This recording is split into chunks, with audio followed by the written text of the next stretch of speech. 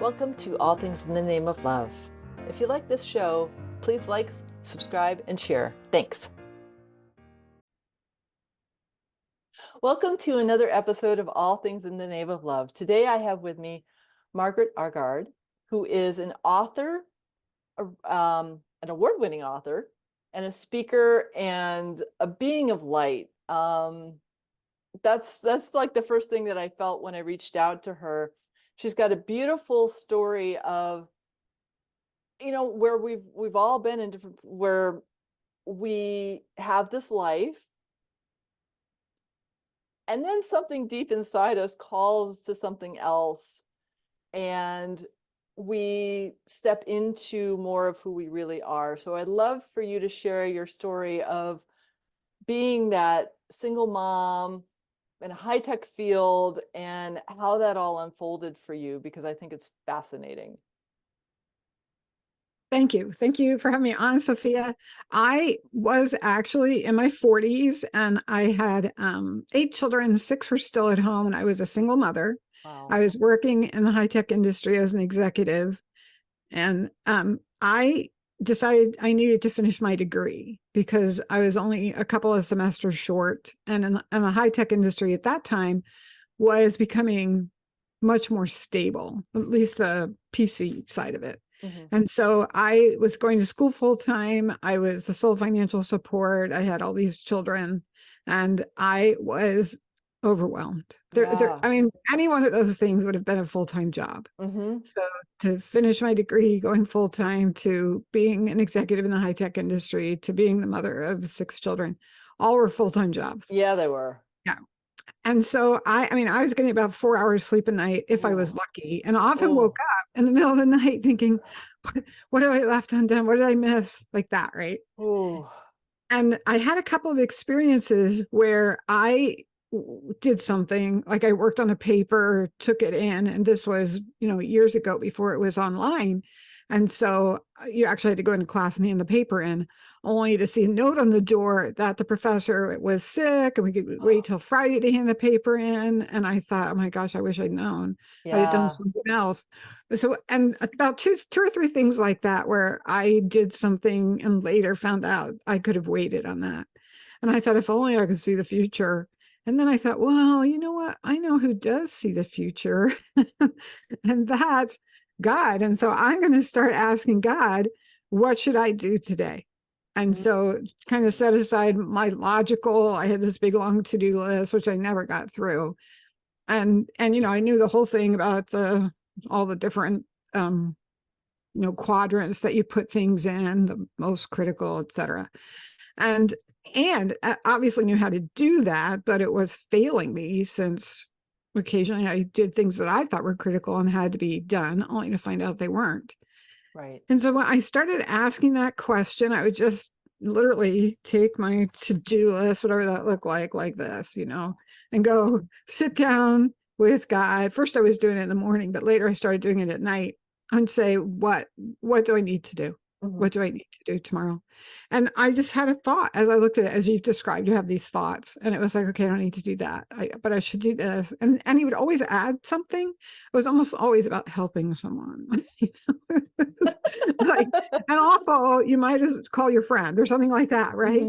And so I did that, and after just really, it only took a couple of weeks, I felt I was able to end every night about 8. I always did what God said first. And then I would just say, well, everything's done that he gave me, so I'm just going to kick back. And I started getting enough sleep, and things were getting done, and things were moving ahead, and everything was under control. So of course I took it back, because I thought, okay, now we've got it under control. I don't have to keep bothering you with this trivial stuff. And ended up back in the same place. So I did it again. And this time when I did it, I actually changed the question a little bit.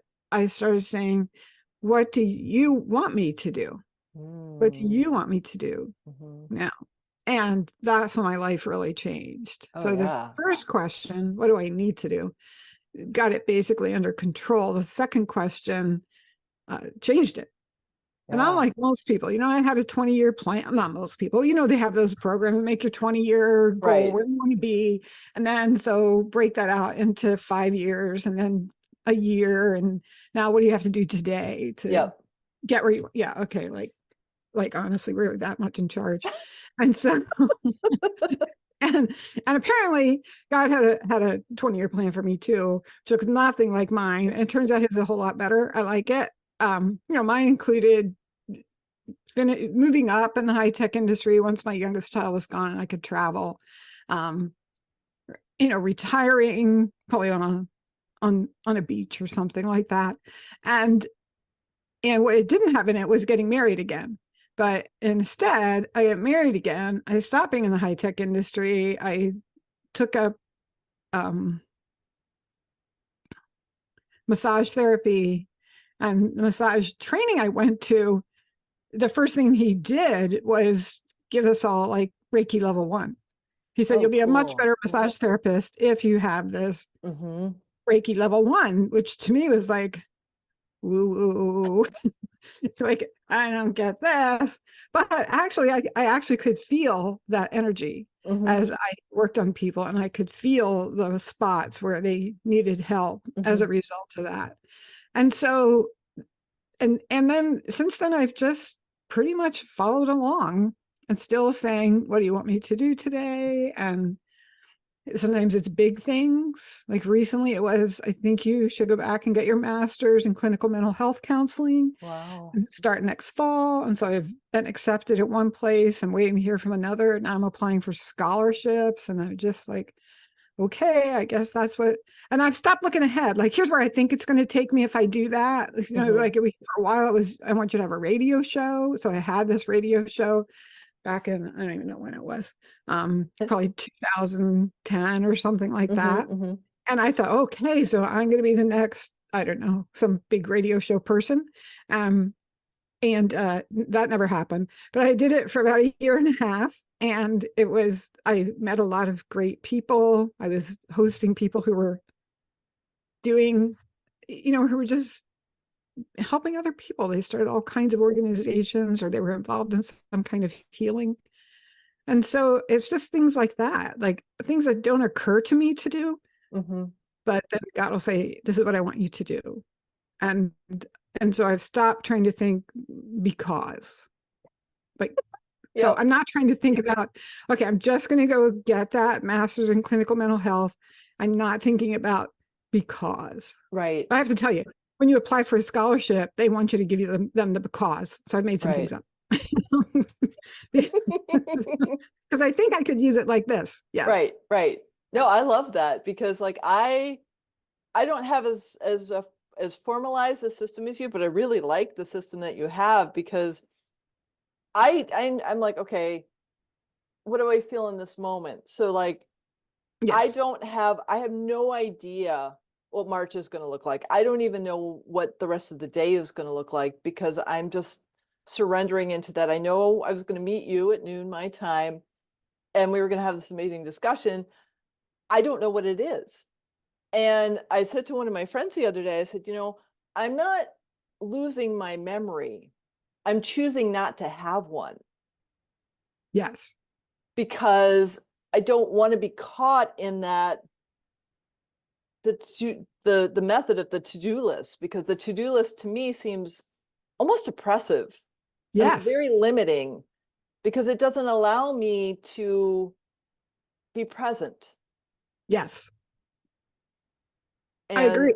And my husband doesn't. He does not. I mean, he just gets up and whatever he feels like he should be doing, he goes out and does.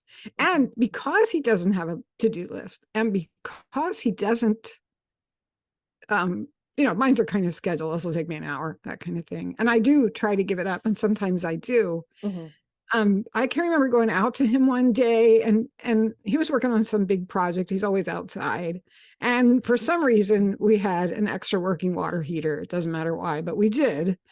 And he was out working on whatever his big project was. And someone called and said, hey, I know someone just had open heart surgery, came home from the hospital today, and their water heater broke. and Oh, he can't fix it because he can't, I mean, he just had open heart surgery. He can't right, lift right. anything. Yeah. And they need it. And they don't really have any money either. But we know you have this extra hot water heater. And so I went out and just said to my husband, here's what's the deal. And he did what he does, which is just stare at me. And I was like, okay, so this is the part where you talk. But I but I didn't this time. I said, so what are you thinking? Because I'd be thinking, oh, okay, I'm in the middle of this project. So can wait till tomorrow. That's kind of how I'd be, right? And he said, I'm thinking what tools I'm going to have to take. And that's how fast he is. It's just like, okay, all right, doesn't matter what I'm doing. Here's a need. I'm going to go. I love that. I think that's probably how you are, Sophia, because it's just like whatever's in the moment. Yeah. Where I really am. I mean, I get there, but it takes me probably 5 minutes. Right. Well, it depends on the thing, because I am a former historian, so I have a lot of left brain academic training. Yes. But I'm able to catch it. Yes. And so when my left brain gets really, really active, I'm like, okay, here's quantum physics. Go play with that. That Yes. keeps you busy. That keeps you curious. Leave me alone. I'm going to be present now. And if you need to like study something, go ahead, have that fun time. And I let that part of me do what it needs to do, because I am former historian. So like, I know I have that aspect in me, but it doesn't dominate me anymore. I think that's excellent, because a lot of people have a hard time falling asleep at night and they don't realize they can just tell their brain what to do. Yeah. And I often say to my brain, we have nothing to do right now. I know that's hard for you, brain, but literally we have nothing to do right now. That you don't really have to solve any problems. And one will pop up and I say, we've already thought about that. We know what we're going to do. You can just, but I don't tell it to go off and do quantum physics.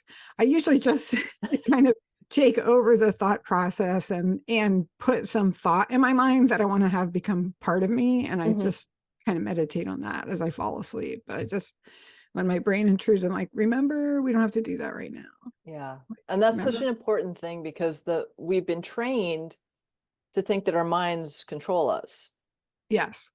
And to get out of that way of being into, okay, what does my heart want me to do right now? Which is how I communicate, like, what does God want me to do right now? Because I'm tuning into God within me. Yes. And it's like, okay, what does that part of me want right now? Yes. And when I get in that state, it's so much more relaxing almost, because I don't have to rely on this. I'm here.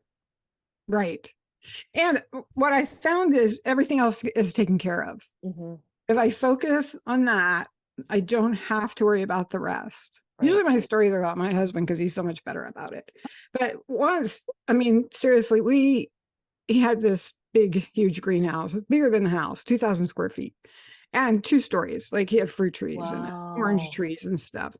And he wanted a bunch of, manure for it. And he had called, we lived near Yosemite at the time, and called them about their manure, but they said, no, you're too far away. We're taking it somewhere else, which they did. He called 2 or 3 times over the course of a few years. And so we found a place where we could get the manure. He was taking his pickup truck, filling it up, coming back. It took him half a day to get a pickup truck load. And it was, there's a certain time of year you can do it. And after that, it's too late. You'll burn the plants. So people kept calling, asking him for help. And so he couldn't go, because he would be like, oh, well, I have to go help this person. There's a new mom and her well just went out and they need water, or that kind of thing. Or a single mom and her car just broke, so he'd take care of it. And I'm not going to tell you where we live or anything, because people are showing up at the door. But I have something broken. But, so he's off taking care of something. Is like, he'd say, tomorrow I'm going to go get another load of manure, but then something would come up. And while he was gone that one day, the Yosemite haulers called and said they had some manure, that could they bring it, because they didn't have any place to bring it. Could they bring it to our place? First time in like 4 years that he'd been calling, and we're like, yeah, come on. Well, they came. I'm telling you, Sophia, This was like, those double long tractor trailers. It was like that. I mean, it was huge. They Wow. dumped this thing. It was like a mountain of manure in our front That's yard. awesome. I know, it was huge. And I was like, oh my gosh. He came home. He was so happy. And I was saying, well, there's not a lot of men who would come home and be happy to see a mountain of manure in their front lawn. But we lived in the country, so I wasn't going to bother the neighbors. But still, I'm just, because God knows. Like, he's doing my work. I'm going to give him Right. what he wants. Yeah. That's how I've seen it happen. I love that, because like when we surrender what we perceive, what we need to do, Yes. it's just so magical. And it doesn't matter how big or small it is. Like for me, I have this thing where I live in rural Oregon, and there's the local stores, and I like actively imagine that I have a toroidal field of unconditional love that I send out to everybody in the store I go to. And I don't have to do anything, but the fact that I'm choosing, because I feel it, it's like, okay, it's time to activate that. I know I'm doing something. I don't know what it is, but it feels good to know that my presence and my awareness is helping others in some capacity. I do that too. And I do it from a Christian viewpoint, because I do Christian contemplative prayer, which is a type of meditation where you connect with the Holy Spirit and just sit there in it and just let him tell you what he wants to tell you or not. And I can remember once saying, I don't get how it works. Like, how do you always know what's going on with people? And because I'll have a thought, like, call your cousin. I have like 16 cousins. It's like, call this cousin. And I call the cousin, and she's basically having a panic attack and is just telling me everything that was happening in her life, and then said, thank you so much for calling. And I'm like, you're welcome. Thank God, because it didn't occur to me to call you. Right. And so that's why I was like, how does he know that stuff? That's what I'm thinking. How do you know that? And that's kind of what he said. He said, look, it's all a web, Margaret. You know how like a spider, if something moves on the web, they know something's there. And he said, and you can connect, just like what you said. You can connect to that web, and you can put love out onto that web. You could just sit here with me and put love out. And you could aim it at someone, kind of like Reiki, or you can just put it out there. And so often that is what I do. Just what you described. And I think it does make a huge difference. Oh yeah. Yeah, I think we forget how much our beingness can affect others. I mean, we don't have to like do anything. We're just being. And that gift of the energy that we provide, and this is like my left brain. I grew up in a Protestant church, and I have elements of that. I have elements of Native American. I have elements of quantum physics. I don't understand any of it, like how to describe me, but it's just different parts that resonate. And recognizing that energy, that love that we carry within us can just, like, even with a smile, even with just that phone call, allowing that spirit to that non-physical part of us that imbues us with life to lead us. I don't know, it's just so magical when we allow that to come through. And I love the fact that you have like I don't want to call it a method, but that's the word that's coming in, of how Practice, to, maybe yeah, a practice practice. to like, to just surrender into that every day. And I have one that where I just ask my soul what it wants to tell me in the morning, and I get stuff that I never imagined I'd hear. Yes. I have a daughter-in-law who says people say they're getting answer to prayer, and it's just stuff they wanted to do, and this is permission. And, but I'm like, well, actually, a lot of times it involves cooking, and I don't like cooking and taking it to people. And so, no, it isn't something I want to do. I'm doing it anyway. Right. Once I was thinking, I was going into town, because of my husband's heart problem, he hasn't been eating meat, but he likes it. Well, so do I, but I don't have a heart problem. So I was in thinking, I'm going to Burger King on town. Oh, and on the way, I'm going to stop and get a watermelon because there's always guys by the side of the road selling watermelons, right? Mhm. As I drive by, I see a truck off by the side of the road. And I'm like, yep, there's watermelons there. And I'm going through Burger King, and they had ice cream cones for $1. So I'm getting one of those too, because we're not eating ice cream either. I don't know if that is actual dairy, but I don't care. I was getting it. And when I got up there, there's a long line, and it still was a long line after I went through. They said, we only have cups. And I was like, I'll take the cup. I don't care. I just want it. And after I go through the line and I'm getting ready to leave, to pick it up, like between the cashier and the pickup, I could feel God say, you should give that ice cream cone to the watermelon person. And I thought, why didn't you tell me that before? I would have got two. One for that person, one for right. So, and it was kind of like, well, you don't really need it. And I thought, what are you, my diet coach? Like, okay, fine. I will give it. And unfortunately, it was in a cup because I don't know how I would have taken a cone, right? Right. And so I'm just going with it. And fortunately, it was closed because otherwise it would have been too tempting. And I get there and I see this poor old man. It was the last time I'd been, it was a woman. And he had the sweat is just pouring off of him. And you can see this, he has like a gallon jar of water, and it looks like it's hot. Yeah. Practically Yeah. oil. Yeah. And so I get out of the car like, hey, I brought you an ice cream or ice cream. And you could tell he was just so happy, so relieved. And that's the kind of thing that you're talking about. You just go with it, right? Yeah. And that's how I get it. And I can talk to that spirit. Like I said, like, why? I could have had two. I could have got two. You could have told me before I went through the line. But I know. I still did it. I've had situations where when I was living in Portland, Oregon rather, I was dog walking, and one of the dogs walked me to a homeless guy and stopped. Oh. And I was like, okay, this is interesting, and wouldn't move until I engaged with him. And then I felt something come through me that was for him, that wasn't me. Yes. Because I was just in tune. And then when the dog felt I was complete, it pulled me away. It was done. It was done. Yes. And I was like, this is so fascinating how we can just be that. Yes. Yes. And you have your way of connecting, which I actually think might be for a higher presence than mine, because I still just different. Got connected to my to-do list. And I would say the thing about my husband is he does do exactly what we said. He just goes out, whatever he feels is most important, he does. And he will drop it in a second to go help someone. But he doesn't always make his doctor appointments, or, you know what I mean? Someone has to handle that stuff. Right. And that's what I do. So that's why my way of doing it is, okay, I handle a lot of the minutia. And also I want to turn my life over to God and be directed by him. And this is how I do it. And I love that because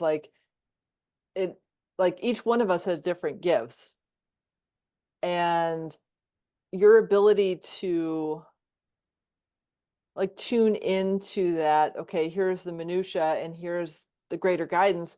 The minutia has to be done. Right. And you have to get the laundry done. That's the way it is. Right. And so that's part of living at this moment. We don't have replicators or anything like that. So we have to do our own things.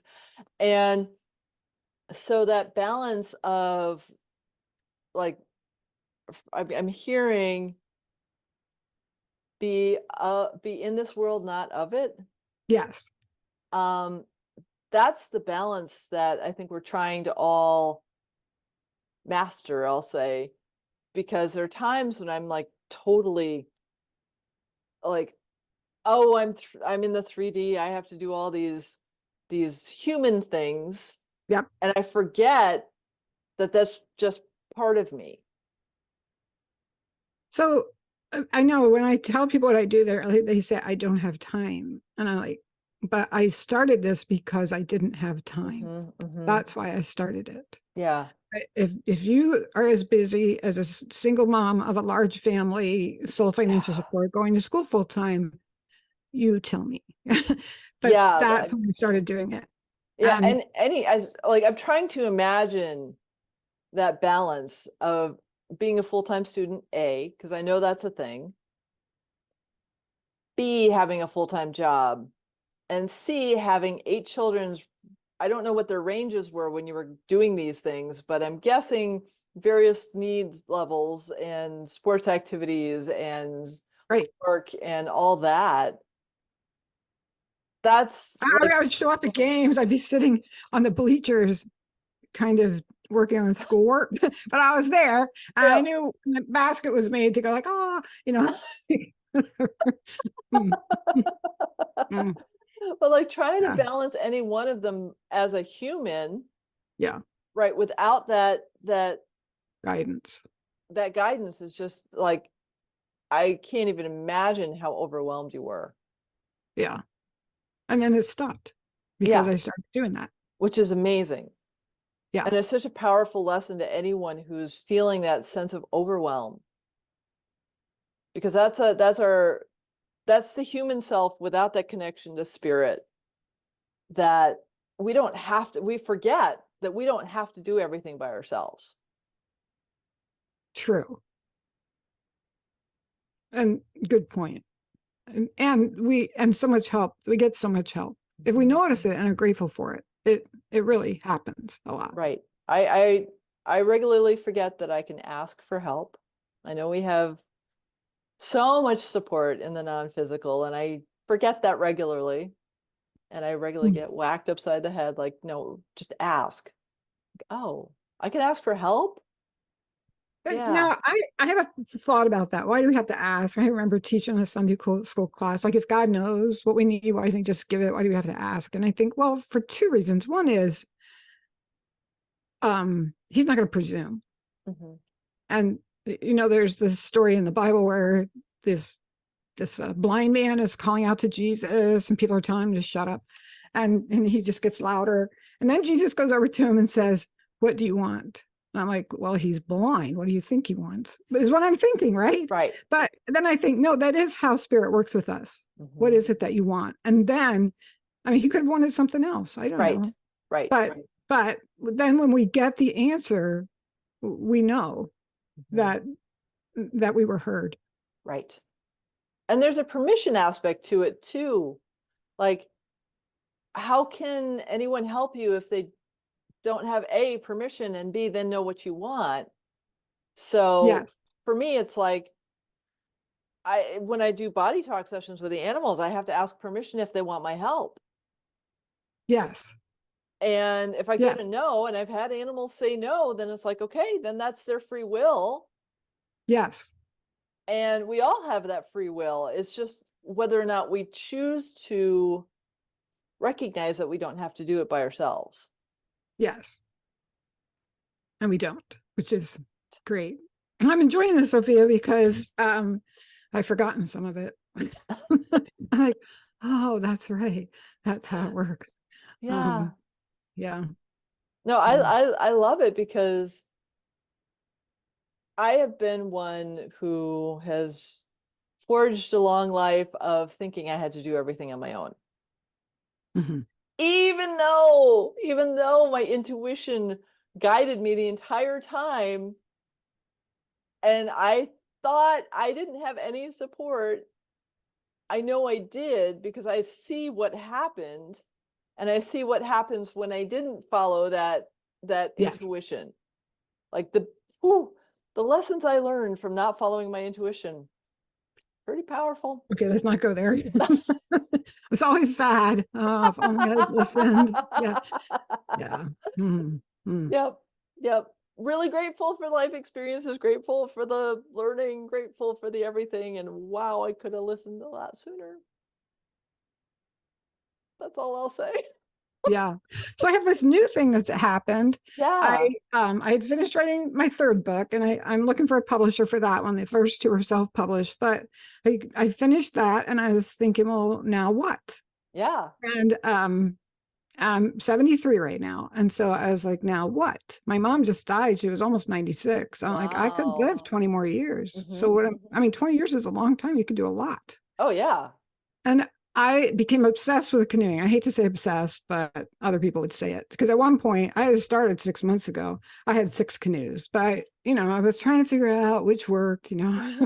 what I was actually going to do. Hmm. And I took this, I decided to do a solo canoe primitive camping trip down the Sewanee, starting in Ooh. Georgia and ending in Big Bend in Florida, which people might recognize that name because that's where Hurricane Idalia hit and hadn't hit any hurricanes there for 100 years. But when I was on that river, I was on a collision course with Hurricane Idalia. Oh. Right. So I only went for 6 days. I'd hoped Okay. to go a couple of weeks. Hmm. And then I thought, you know what, I need to get out of here because I'm thinking in a fist fight, Idalia is going to take me. So I Hmm. left. And every day we live on a small lake, and I get up, and my goal is to get out on the lake for just 15 or 20 minutes in my canoe Hmm. every day. And it's so hard to make myself because all this important stuff has to get done. And Hmm. the canoeing gives me nothing but joy. That's it. It's not about cardio or fitness, or Hmm. it's just joy. Yep. And every once in a while, God says to me, it's okay to enjoy your life, Yeah. Margaret. It's okay.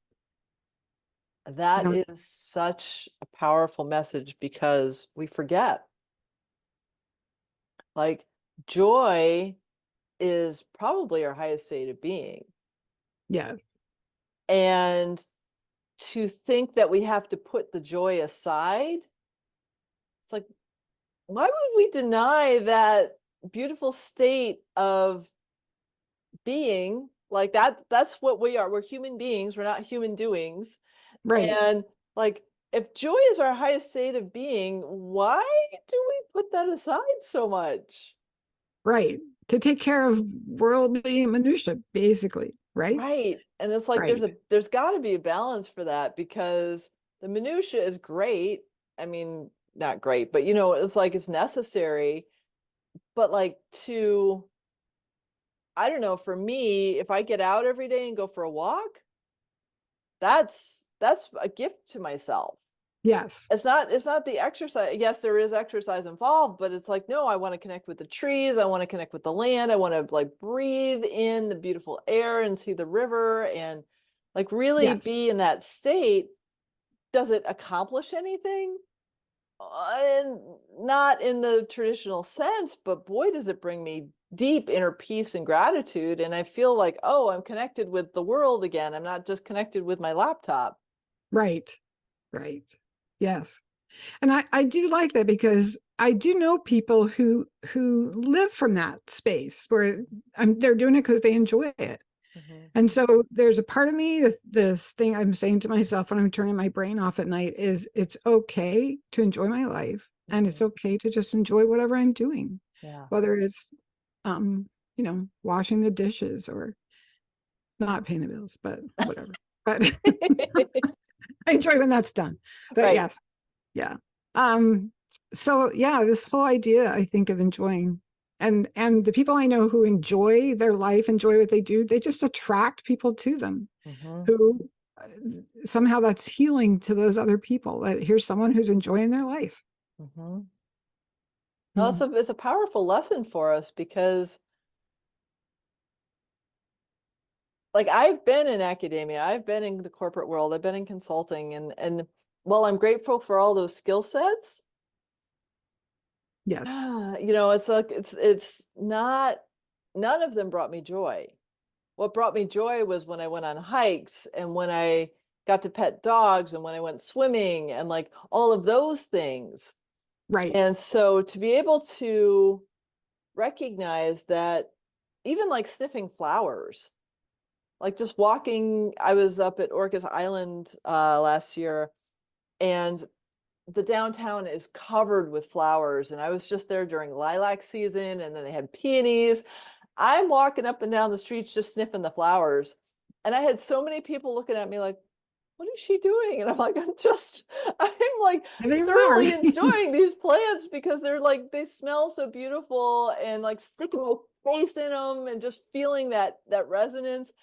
And I just love doing it. And did it, like, other than like either like shaking people into, oh, wait a minute, we can stop and sniff flowers, which I Right. hope is what happened, because like it just brought me joy. And so I think when we're in that state, we can shake people out of that, like looking down or not being aware of anything, into that, oh, joy can be easy to find if we open ourselves to it.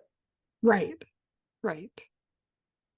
So I'm going to change the subject a little bit, if you Yeah, don't mind, because I I do don't like to mind at talk about all. this other question Yeah. which is, I have a practice for how to create better relationships, especially with Ooh. people I'm not having a good relationship with. Mm-hmm. And the first time, it's a prayer that I say.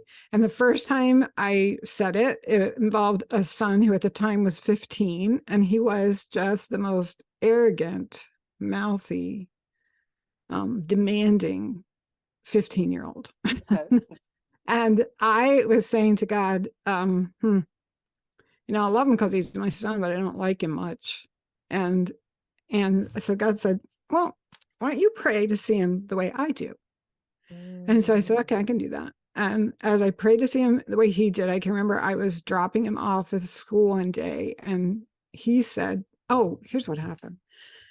I, again, before the internet, and I'm at my mom's house, and she had a basket of women's magazines next to her on the couch, and I'm flipping through them, and I see, oh, this story. Here's a story about this high school uh, PE teacher who'd been accused of, being inappropriate with a young man. And the Mhm. young man, the story was told from the young man's side. Okay. He'd basically been pilloried. And I thought, something like that just happened in our school. And so as I was reading, I thought, oh, it is our school. And then Oh, there was a wow. section that said became like suicidal because of how he was being treated at school, because it was a favorite coach. Mm. And he said the only thing that kept him going was on his bedside stand, there was a framed, like, petition, only had a few names on it, that said, we believe you and we're with you. Mm. And as soon as I read those lines, I knew his name was at the top of the list, because I remembered the day I had dropped that 15-year-old off school, and he said, I'm going to pass a petition around because I don't like the way they're treating this boy at school. And I want him to know that he has people on his side. And Yeah. so when I went to pick him up that afternoon, I said, how'd it go with the petition? He said, he was mad. He said, they said we couldn't talk about it at school anymore. It's just too divisive, and it's Oh. going to the courts. And so, no.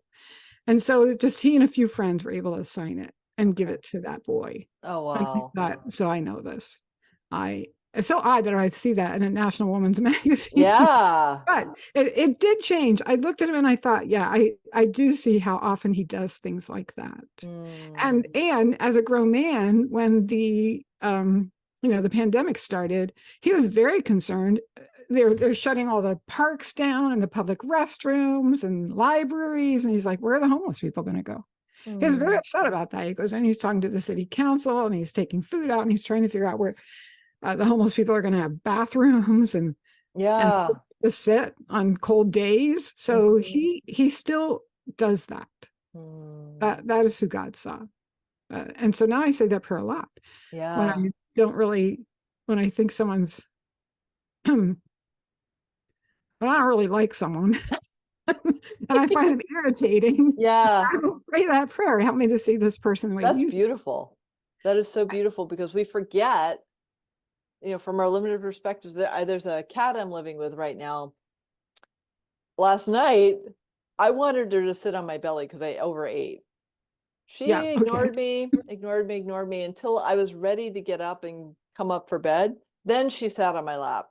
Okay. And I was like, why didn't you listen? Because it was on my time, not hers. Right. And it's like, oh, wait a minute. I'm placing expectations on you. Yes. And that's not fair. Even with a cat, it's not fair, because she was doing her thing on her time. And I was like, no, you need to do it the way, it's like, that's a control thing. Yes, it is. I was like, You're right. dang it. And it was just because my belly hurt. And I'm like, oh, I would love some warm thing on my belly right now. And that would be so nice. I wasn't mad at her, but I was watching myself. I mean, like, oh, well, why don't I just see her from where she's at as opposed to what I want her to do? And that's I like that. There's this whole thing about people are broken. And I I work with a lot of people like that simply through my church work. I Mhm. spend a lot of time with women who are struggling. Mm. And over and over, I mean, we're talking, they keep going back to the abuser, they keep getting involved in drugs, they're living in these like shanties practically. Yeah. And I said something to God once about this broken daughter of his, and he said, Margaret, none of my children are broken. Mm. He said, some are wounded and they Mhm. need healing, but Yeah. nobody's broken. Right. And um, everyone has a gift. As you Mhm. said, we all have a gift, we all have a calling. So I want you to start looking for those gifts instead of looking at what you call their broken parts, Yeah. which has changed how I interact with them. And I'm sure it's also changed how they show up. Yeah, because that's instead of just saying, here's this person, now I'm going to take four Right. more days helping her clean the rats and the cockroaches out of her house, um, and it's going to make her sick because literally you wouldn't think this, but some people, just because of how they grew up, and that's, I don't want to say they're comfortable with it, but they're familiar with it. Hmm. And so if you take that away, they have to find a way to get it back unless they're working with some kind of mental health person Right. or some kind of spiritual practice that will help Yeah. them overcome No, that. I completely agree because when we get into that space of trauma, Mm-hmm. the trauma becomes a comfort. Yes. And when we get out of that, it's like, but this is the familiar. I don't want to get out of the familiar because it's scary Yes. to recognize that I'm more than that trauma. Yes. And so it's really, I mean, it's beautiful when somebody has a spiritual practice or a counselor or some sort of healing modality that helps them get past that because we are so much more than that. Yes. Like those are just patterns and belief systems that we have that were helpful for us as kids because Yes. that was the trauma. But now that we're adults, we get to heal those. Yes. Yes. And I think it helps me to just, if since I'm having the interaction with them, to not see them as broken, which is what the Right. world says today. Right. And to recognize that it might take years to change one tiny thought. It's worth the Mhm. years of working Yeah. with someone to see them change one tiny thought Hmm. that got them in this situation. Right. Just, I think maybe why I'm being called to get that master's in clinical mental health counseling. Even if I don't use it for private practice, it will still give me a background and understanding that I don't currently have Yeah. interacting with people. Oh, yeah. That's beautiful. I love it because, like, when we open ourselves to that, like, oh, I don't have XYZ skill set at this moment, but I'm willing to learn. Yes. It just brings in so much more. And I just love that you were guided to do that. Yeah. Yep. And, people are like, well, 73, shouldn't you be home to? No, because I could live another 20 years. Right. And what am I going to do for 20 years? I mean, look, 20 years ago Right. is 50. Hmm. So, right. And 20 years before that is 30. You can do a lot between 30 and 50 and 50 and 70. And you can do a lot between 70 and 90. Oh, yeah. Especially since you don't even look close to 73. That helps. It Yeah. also helps I probably have the filter on, but not much. Okay. No, but like your energy feels like you're younger than that. And like you're glowing. So like that's just that's like another belief system. Like if whatever age you are, start what you're being called to And it doesn't matter Right. how long it's going to take because you're still doing that calling. I mean, Yes. I didn't think, I didn't think after I was 50 when I started doing body talk, and I didn't think I was going to have a career change like that. I mean, going from being an historian to a energy healer, that's like Yes. Yeah. that's a Ooh, massive yes. slip. But when I tune in, like I always was going to be a doctor, I just didn't want to be a Western medicine doctor Yes. because that didn't feel right to me. No. But Mm-mm. body talk was developed in Australia in the 1980s, and I grew up in Connecticut, so didn't know of its existence until I moved to Portland, Oregon, and had a practitioner that gave me sessions. And I was like, well, this is kind of interesting. I'm really curious about this. Let me find out more about it. And then when I started feeling into it, I'm like, oh, wait a minute. This is actually what I'm supposed to be doing. And yet I really want to work with animals. Yeah. And so how can I help animals with this? And there was a whole, like, took 4 courses, and one of them is like how to tap into consciousness, which is a whole amazing thing. It's talking to I've spirit. read about it, but I'm like, yes. Yeah, it's just the You way can see my how brain, people do it. Yes. yeah, it's Mhm. just the way my brain works. And so, like, as I've been able to surrender into listening to how to help animals, I am amazed at how they talk to me in sessions, and I'm literally writing stuff down based on this chart that I've memorized, and just experience, like I'm like the conduit. I write, just I forget who I am. I'm totally in spirit, and I write everything down, and then the animal gets better, and I'm like, that's so cool. And that Yeah. feels, in this moment, that feels like my greatest calling is to help the animals. And did I know that 20 years ago? I didn't have a clue. I thought I was going to be this historian trying to understand separation, and I'm like, by studying culture, which is great, and I'm grateful I did it. That wasn't my house calling. Right. Right. And I think we all have a highest calling, and to there's that good, better, best. Like what you're doing is probably good. There might be something better, but what's your best? And the best might be something like this. Yeah. No, I agree. And it's a process of getting rid of those beliefs and the programs that we have that we were taught when we were little. Like all the women that you're working with, they had belief systems, and this probably like ancestrally, like epigenetically Yeah. taken on, Yep. and to just get the brain to rewire itself into realizing that they're actually way more than what they think they are and their situations are, is it's a process, but it's such a gift to help people see themselves. Yes. And the fact that Makes the you're, world, it does make the world better. So we oh hope. yeah, Yeah. oh well, we know it. Yeah. Mhm. It's not a hope, it's a definite, because when we show up and we allow that person to be who they are as opposed to who we want them to be, or the animal, um Right.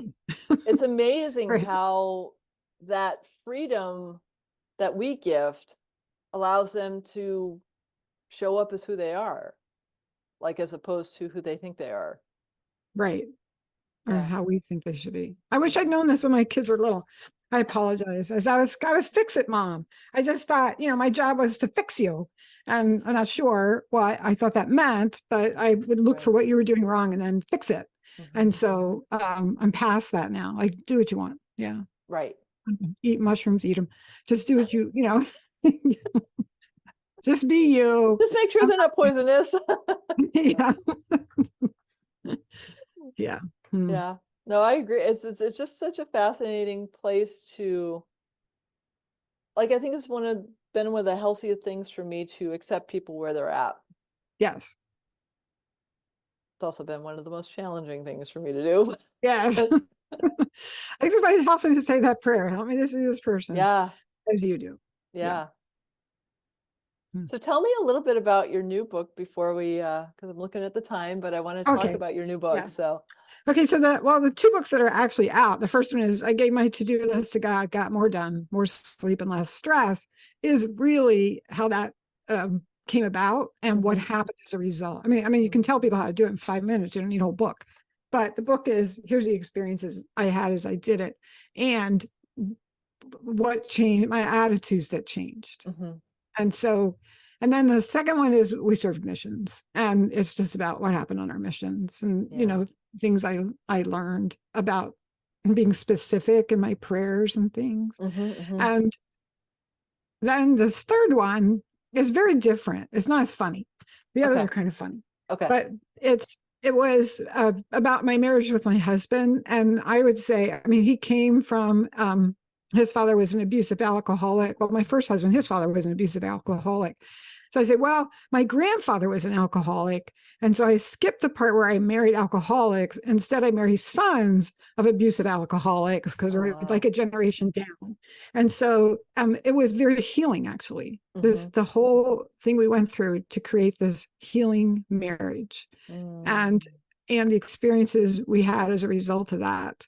And the things I learned, I'll tell one quick story. I know you're about to end, but I was griping to go into like, I'm so sick. I mean, so I'm in the 70s, he's in his 80s. He came from like World War II, a generation, Korea, women do the dishes and men fix the cars type of thing, right? And so I'm like tired of fixing all the meals. I'm like, I'm just tired of it, God. And he said, well, Margaret, that if you ask him, he will help. He always makes the salads, he helps with the dishes. I said, well, yeah, okay, fine. And so then he said, but the problem is, Margaret, you're asking the wrong question. And I was like, really?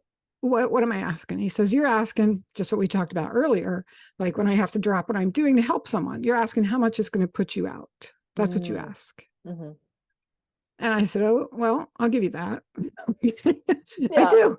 I think, okay, how am I going to rearrange my life to make this work? So, and he said, so I said, okay, so what's the right question? And he said, the right question is, will doing this make that other person feel loved? That's the question. I love that. That felt so good.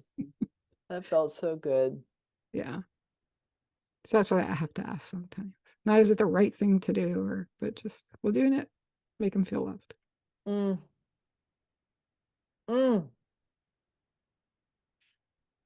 Yeah, I really love that. Thank you for sharing that. Yeah. So I'm going to ask you one final question, and that is, how do people find you? Oh, all right. So I have a website, inhisfootsteps.com, which is probably easier than trying to look at margaretagard.com. So, because who can spell Margaret? But no one. And so then I can, but most people can't. Right. And then, yeah. And the 3 books will be on there, I think, on the first page. And there's also a sign up sheet for a newsletter. And you don't worry that I'm going to spam you. I have a hard enough time getting one a month out. So it's not like I'm constantly out there. So, and you'll be able to find out when the 3rd book comes out and how to get the first 2. And the first 2 are also out as audio. So if you'd rather listen, that's available too. Awesome. Yeah. Thanks, Sophia. Oh, Margaret, it has been such a pleasure to connect with you and have a conversation. And I'm so grateful for you. Thank you. And thank you for having me, Sophia. I feel your love. You're so welcome.